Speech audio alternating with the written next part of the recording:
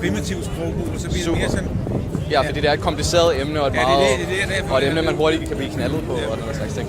Okay, så vi står her med formanden for den dansk-nordkoreanske venskabsforening, vil det være rigtigt? Ja, altså det hedder Venskabsforeningen Danmark, den demokratiske folkerepublik Korea. Okay, hvorfor støtter I Nordkorea? Vi støtter Nordkorea, fordi at, vi synes, at det er en god sag, de kæmper for. De kæmper for socialisme, vi er også socialister, vi synes, det er rigtigt, og det især fordi, at det er den samfundsudvikling, den vej, som de selv har valgt, de kører efter. Det synes vi er et rigtig godt princip. Der er ikke nogen stormagter, der skal diktere, som i Sydkorea, hvordan at udviklingen skal være. Det skal de have lov at gøre helt selv. Og det synes vi er rigtig, det er noget, vi beundrer. Vi synes, det er rigtig godt. Og så har de en god sag, de kæmper for. De kæmper for landets genforening, fredeligt og uafhængigt. Det er også noget, alle sydkoreanere, det er alle koreanere, der går ind for det. Og vi støtter kravet om, at amerikanerne skal smide sig ud og holde op med at blande sig i koreanske forhold. Det er jo at ingen stormagt, der skal blande, heller ikke Rusland eller Kina skal blande sig. Og så støtter vi også, så prøver vi også at fortælle om landet, oplyse om landet, og vi prøver at etablere kontakter, hvis det er muligt. Det er jo ikke så nemt, men altså politisk, kulturelt, økonomisk osv. Det mudder, der nu er muligt. Så det er en helt vifte af formål, vi har, kan man sige. Har du nogensinde selv været i Nordkorea? Ja, jeg kommer der cirka en gang om året. Jeg tror, jeg har været der 33 gange. Kunne du tænke dig selv at have et nordkoreansk system i Danmark, altså Juche-systemet? Nej, ja, altså, principperne i Juche kan jeg godt lide. Altså, man skal stole på egne kræfter og uafhængighed.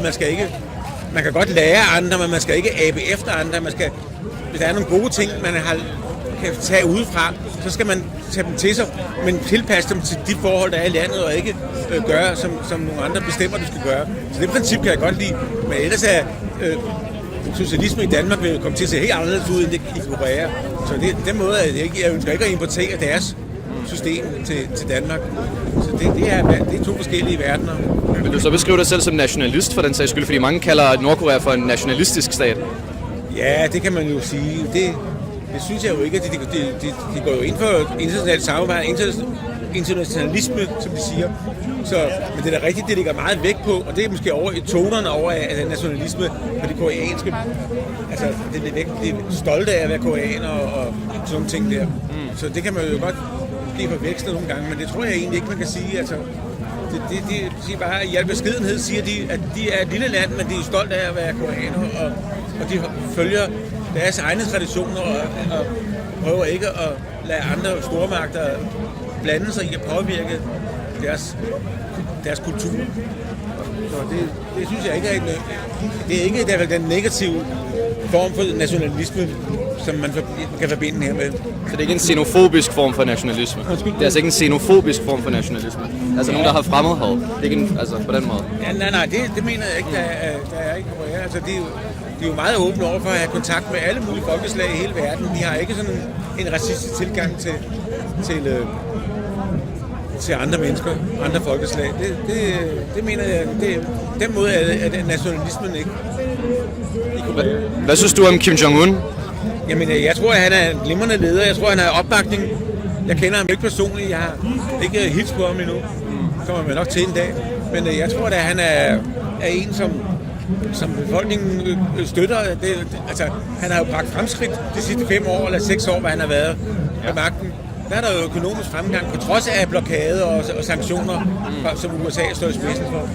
Så det tror jeg er den rigtige vej. Og jeg er også de eksperter, som kender til det koreanske forhold, siger jo også, at han har fuld opbakning, fordi han er den ægte vare, kan man sige. Han er i lige linje fra grundlæggeren Kim Il-sung. Ja. Så det betyder også noget kulturelt derovre. Det er ikke noget, som vi synes her i Danmark, at vi vil lægge vægt på, men det gør det jo der. Han er en helt anden type leder end forgængeren.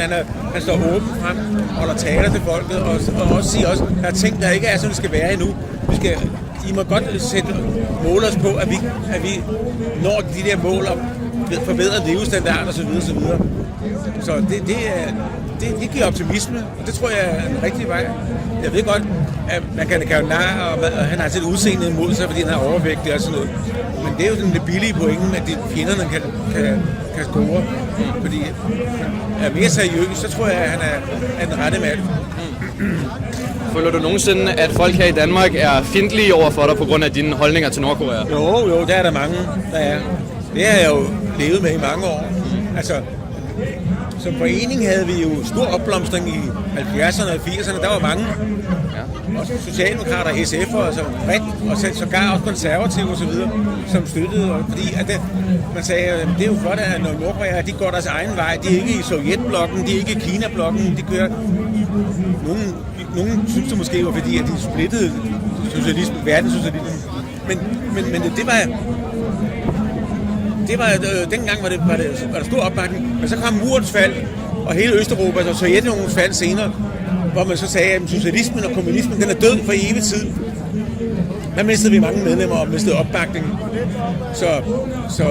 Og siden den tid, altså for 25 år siden, der har vi jo fået meget skæld ud, og vi har sagt mange spydige ting om os, fordi at man forbinder os med sådan nogen, som med de forhold, der er i Korea. Og vi er jo ikke ansvarlige for det, der foregår i Korea. Og vi mener heller ikke, det er rigtigt, den propaganda, der bliver fremført om af USA's side fra de vestlige stormagter. Har du nogensinde prøvet at være i Sydkorea? Nej. Aldrig? Nej. Tror du, det kunne jeg egentlig godt tænke mig, men det skal jeg lige have aftalt det med vores venner i Nord. Det ser lidt mærkeligt ud, hvis jeg bare rejser derned. Ja, fordi så er det ligesom at anerkende det som en legitim stat på en eller anden måde. Det tror jeg lidt. Jeg tror, at det vil være... Ja, nej, ikke hvis det er noget, jeg aftaler, men det har jeg ikke fået gjort. Jeg kunne egentlig godt tænke mig det engang, så det er en god idé. Men jeg tror, det er ligesom, hvis du er venner med Palæstina og kommer ned og viser og støtter dem og viser solidaritet. Og så hvis du privat rejser til Israel, uden at have sagt det til dem, så vil de synes, det var meget mærkeligt. Ja. Jeg tror godt, du kan sammenligne lidt. Klart. Så alt i alt, så Nordkorea, altså støtten til Nordkorea, det er en del af sådan en anti-imperialistisk kamp mod Amerika. Det er det. Altså, vi betragter os selv som en anti-imperialistisk organisation. Også en del af venstrefløjen. Vi er også en mellemfolkelig organisation, så vi arbejder på flere planer, men det er i høj grad... Det siger vores koreanske venner også, at det er en anti-imperialistisk kamp, de fører mod USA-imperialismen, som vi prøver at dominere hele verden og også prøver at styre det. Det er styret, så imperialismen kan få større råderum. Altså på Nordkorea. Man skal ikke have bleg for, at i undergrunden i Nordkorea, der er der for trilliarder af dollars værdier af ædelmetaller, der ligger bare dybt nede. Det er de ikke råd til selv at grave frem. Det kræver kraftig teknologi og er meget dyrt. Ja. Men det vil amerikanerne gerne have fat i. Kan de ikke det, så vil de så hellere prøve at splitte landet og bruge det som begrundelse for oprustning og støtte den amerikanske militærindustri. Har din organisation nogen som helst forbindelser til de partier, der allerede er i regeringen, altså måske Enhedslisten? Eller? Nej, det har vi ikke. Det havde vi førhen, nej.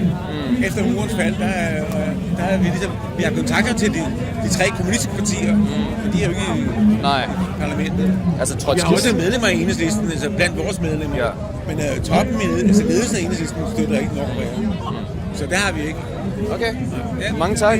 Tusind tak, og have en rigtig god dag. Og jeg kunne faktisk godt tænke mig at købe et eller andet, for den sags skyld. Hvad siger du, Væk? Jeg kunne også godt tænke mig at købe et eller andet. Ja, gør det. So now I'm going to give some money for Kim Jong-un. I'm going to support North Korea against the dirty American imperialist pigs. So here we go.